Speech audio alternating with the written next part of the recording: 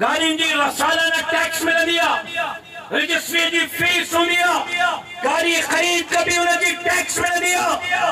सिंध जे port ते container रहंदा उन्हनि मां टैक्स थी मिले, बजाए हिनजे जो एक्साइज ऐं टैक्सेशन सिंध खे रेवेन्यू ॾे।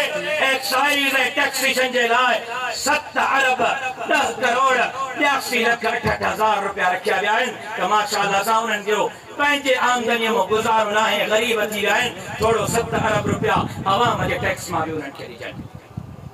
महकमे जंगलात तव्हांजे थर जे ॿेलनि खे, तव्हांजे थर जे कारूंजर खे ठीकु करण जे लाइ, सिंध जे ॿेलनि खे ठीकु करण जे लाइ 2 अरब 78 करोड़ 85 लख 16,000 रखिया विया आहिनि त ॿेलनि जी ख़िदमत कंदासीं। माण्हू बुख था मरनि, ॿेलनि जे नाले ते 2 अरब 78 करोड़ जी करप्शन।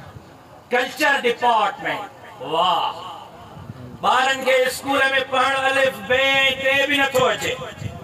पोइ इलेक्शन में मूंखे लारकाणे में चैलेंज थियो हो त साईं महिरबानी कयो ज़रदारी साहब जे पुट जो, बीबीअ जे पुट जो मुक़ाबिलो न कयो, तव्हांजो भाउ आहे, मुंहिंजो दोस्त आहे, ॾाढियूं इलाज मिंथूं क़ुरान में मां न मञियो। पोइ वरी चयो साईं 1 अरब रुपयो वठो छॾियो, मां चयो मां न मुक़ाबिलो कंदुसि।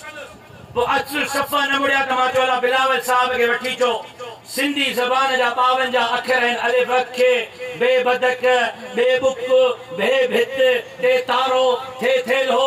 बिलावल साहब के वठी चो रुगो मांखे सिंधी ज़बान जा 52 अल्फाबेट जा अखर ॿुधाए, मां मुक़ाबिलो न कंदोमांसि, मां मुक़ाबिलो न कंदोमांसि।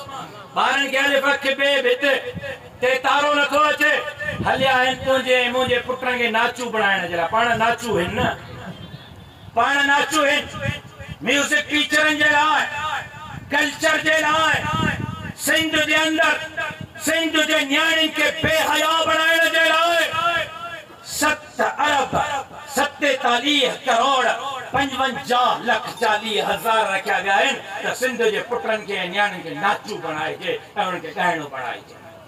हिननि खे शर्म नथो अचे। ट्रांसपोर्ट, गरीबन के सफरी सहूलियात ॾींदासीं 13 अरब 93 करोड़ 73 लख। केड़ी केड़ी दास्तान तव्हांखे ॿुधायां। थर जो हाल छा आहे? तव्हांजे मिठीअ में एशिया जो सभ खां वॾो आरो प्लांट लॻायो वियो ऐं चयो वियो त पूरी एशिया जो सभ खां वॾो आरो प्लांट आहे। अरबे रुपया ख़र्च कया विया त थरनि खे पाणी ॾींदासीं, थरनि खे आरो प्लांट चलिए साफ़ पाणी पीअण जो मुहैया कंदासीं। इफ्तिताह जे ॿिए ॾींहं ते उहो अरबनि रुपयनि ऐं करोड़नि जो लॻियल आलो प्लांट तबाह ऐं बर्बाद थी वियो। अॼु बि थरी पाणीअ जे हिक हिक बूंद जे लाइ तरसी रहिया आहिनि।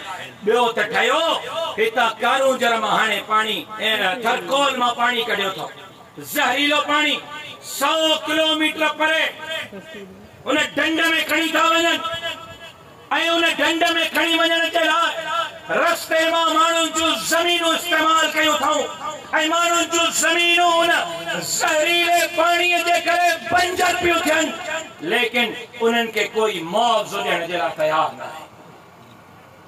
ॿियो त ठहियो चयो वियो त एॾो नायाब पाणी आहे, कोयले जो कारो पाणी, एॾो नायाब आहे जो समुंड खां भलियूं मच्छूं थींदियूं।